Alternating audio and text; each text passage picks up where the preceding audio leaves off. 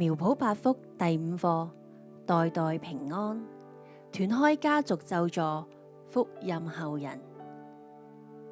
第7天，出埃及記20章6節，愛我、守我誡命的，我必向他們發慈愛，直到千代。出埃及記20章6節，愛我、守我誡命的，我必向他們發慈愛，直到千代。親愛的主耶穌，謝謝你愛我，讓我得蒙救贖。求你幫助我歸向真神，也能持守你的誡命，讓我的後人都蒙大福。阿門。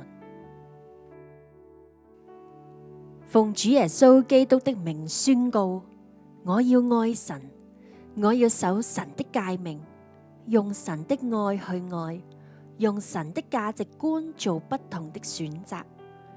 我要多宣告祝福，神的保護要臨到我這一代和下一代，代代平安的祝福就必傳承臨到我和我的家族。阿門。